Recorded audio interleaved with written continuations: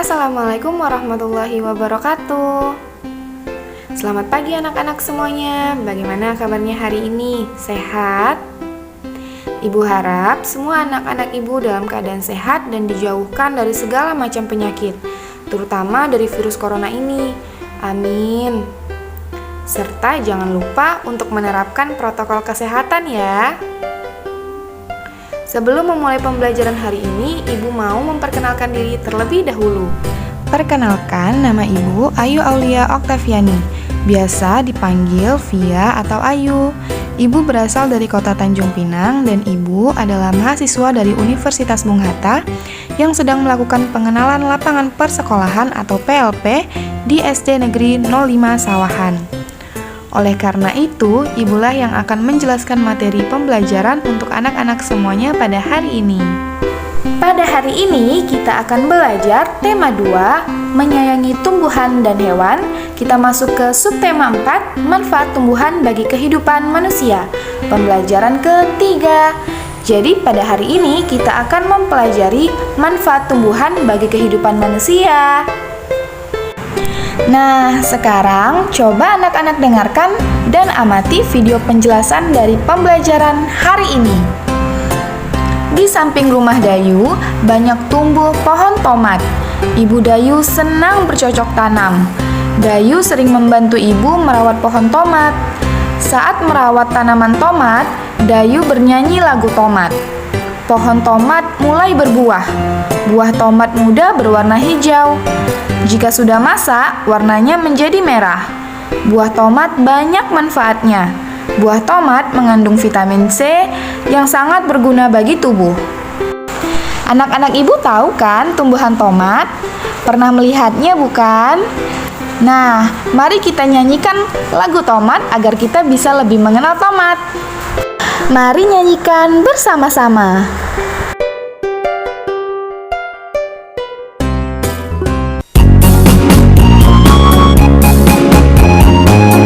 Ada pula yang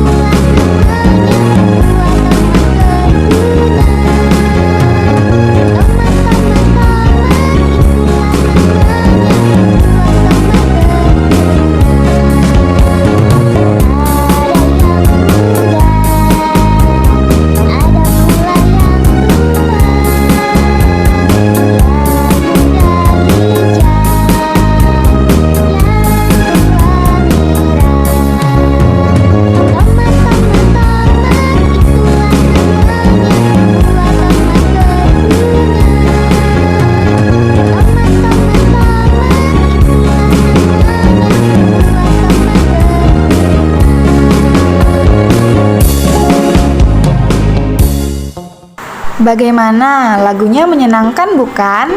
Nah, sekarang Ibu akan kasih tahu informasi tentang buah tomat.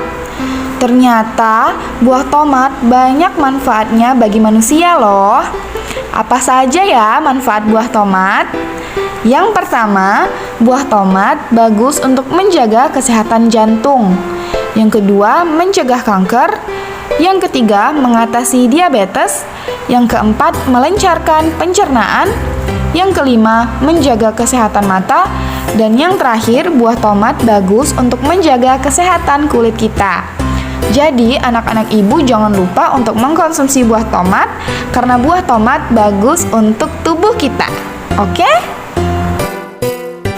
Selain tumbuhan tomat, Tuhan menciptakan banyak sekali tumbuhan. Kita harus mensyukuri anugerah yang telah diberikan oleh Tuhan. Semuanya dapat dimanfaatkan untuk kebutuhan manusia. Ada loh tumbuhan yang semua bagiannya dapat berguna bagi manusia, yaitu pohon kelapa. Nah, pohon kelapa ini semua bagian tubuhnya bisa berguna bagi manusia. Buahnya, isi dari buahnya bisa kita makan. Lalu di dalam buahnya terdapat air. Airnya juga kita dapat minum. Daunnya bisa digunakan untuk membuat janur dan juga daun ketupat. Lidinya atau batang kecil dari daunnya bisa dijadikan sebagai sapu lidi dan batangnya bisa digunakan untuk menjadi bahan bangunan. Banyak sekali bukan kegunaannya? Nah, anak-anak ibu tahu nggak sih asal mula buah kelapa? Mari kita simak bersama-sama dongeng asal mula buah kelapa. Asal mula buah kelapa. Seorang laki-laki mendaki gunung yang tinggi. Ia ingin mengunjungi penyihir sakti. Penyihir sakti mempersilahkan laki-laki itu masuk ke pondoknya. "Wahai penyihir sakti, ada sesuatu yang ingin kumohon darimu," kata laki-laki itu sambil menunduk dengan hormat. "Aku ingin diberi sesuatu olehmu, agar aku menjadi seseorang yang berguna bagi setiap orang." "Permintaanmu cukup bagus," sahut penyihir sakti. Ia mengeluarkan sebuah kotak hijau yang kecil. Dia berkata, "Kau baru boleh membukanya jika kau sudah tiba di rumah." Laki-laki itu menerima kotak hijau tersebut dengan perasaan gembira. Setelah mengucapkan terima kasih, ia berjalan menuruni gunung. Di tengah perjalanan, dia tergoda untuk membuka kotak hijau itu. Ia ingin melihat apa isinya. Namun, ia tidak jadi membukanya. Saat ia ingat pesan penyihir sakti. Ketika tiba di kaki gunung, lagi-lagi ia tergoda. Ingin melihat isi kotak hijau tersebut. Ia lalu membuka kotak hijau itu. Tiba-tiba, laki-laki itu berubah menjadi pohon yang daunnya panjang dan buahnya besar-besar. Terdengar suara penyihir dari puncak gunung. "Karena kau tak mematuhi kata-kataku, kau berubah menjadi pohon kelapa. Namun, permohonanmu tetap terkabul. Kau sangat berguna. Tiap bagian darimu berguna bagi manusia. Daunmu, buahmu, dan batangmu dapat dimanfaatkan oleh manusia." Sejak saat itu, pohon kelapa cepat berkembang biak, sehingga bisa dijumpai di mana-mana. Orang menghargai pohon kelapa karena banyak gunanya. Nah, kita sudah membaca bersama dongeng yang berjudul Asal-usul Buah Kelapa. Dongeng ini menceritakan tentang asal-usul pohon kelapa. Ingat ya anak-anak ibu semuanya, dongeng itu adalah cerita yang tidak nyata. atau cerita yang berdasarkan hayalan dari sang penulis. Dari dongeng ini terdapat pesan yang bisa kita pelajari. Anak-anak ibu tahu nggak apa pesan yang bisa kita pelajari dari dongeng ini? Iya, benar. Pesan yang dapat kita pelajari dari dongeng ini yaitu kita tidak boleh ingkar janji dan juga harus patuh pada aturan yang sudah ditetapkan.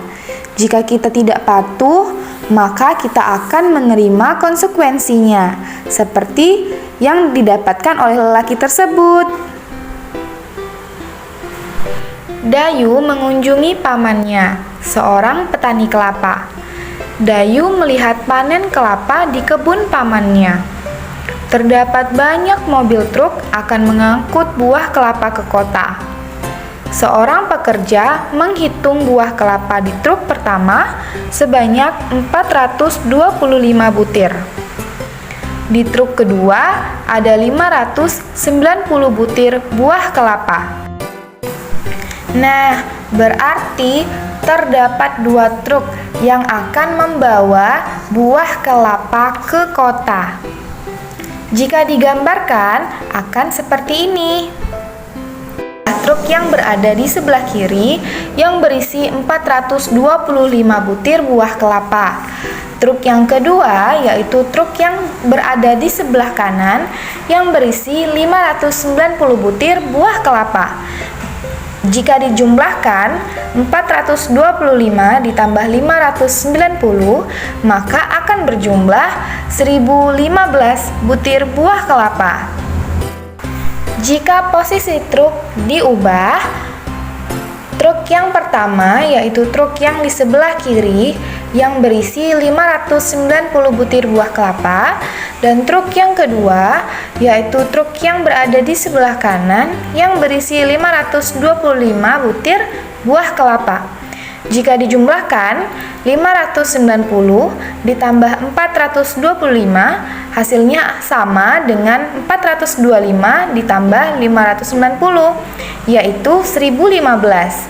Berarti jumlah buah kelapa akan tetap sama meskipun posisinya kita ubah. Agar anak-anak ibu bisa lebih mengerti bagaimana sifat pertukaran pada penjumlahan, mari perhatikan contoh soal berikut ini. Pada soal A, 535 ditambah 400, kemudian dibalik. 400 ditambah 535. Nah, cara mencarinya kita bisa menggunakan cara penjumlahan bersusun, yaitu 535 ditambah 400. 5 ditambah 0 adalah 5, 3 ditambah 0 adalah 3, 5 ditambah 4 adalah 9. Berarti 535 ditambah 400 yaitu 935. Begitu juga dengan 400 ditambah 535. Hasilnya yaitu 935. Jadi 535 ditambah 400 sama dengan 400 ditambah 535. Soal yang kedua, 275 ditambah 360. Kemudian dibalik 360 ditambah 275. Kita bisa mencari dengan cara penjumlahan bersusun. 275 ditambah 360. 5 ditambah 0 adalah 5, 7 ditambah 6 itu adalah 13. Jadi kita tulis 3, 1 kita simpan di depan. 1 ditambah 2 adalah 3, 3 ditambah 3 sama dengan 6. Jadi 275 ditambah 360 adalah 635. Begitu juga dengan 360 ditambah 275. Jadi 275 ditambah 360 sama dengan 360 ditambah 275. Mengerti? Nah, tadi kita sudah belajar tentang pola irama dalam lagu Tomat. Lalu anak-anak sudah belajar tentang dongeng, dan yang terakhir kita belajar tentang sifat pertukaran pada penjumlahan. Sekarang ibu mau bertanya, siap anak-anak ibu semua? Yang pertama, siapa yang tahu bagaimana pola irama pada lagu Tomat? Iya, lagu Tomat memiliki pola irama yang sederhana. Yang kedua, apa pesan yang terkandung pada dongeng asal mula buah kelapa? Pesan yang terkandung adalah kita harus patuh atas perintah yang ada serta menepati janji jika sudah membuat janji. Yang ketiga, apa itu sifat pertukaran pada penjumlahan? Sifat pertukaran pada penjumlahan adalah kedua bilangan yang ditukarkan namun hasilnya akan tetap sama. Demikian pembelajaran 3 yang ada di subtema 1, tema yang kedua. Kita sudah belajar banyak hal hari ini. Ibu berharap anak-anak ibu bisa memahami apa yang sudah ibu sampaikan pada pembelajaran hari ini ya. Tetap semangat dalam belajar dan jangan lupa untuk menjaga kesehatan. Sampai jumpa di pembelajaran selanjutnya. Assalamualaikum warahmatullahi wabarakatuh.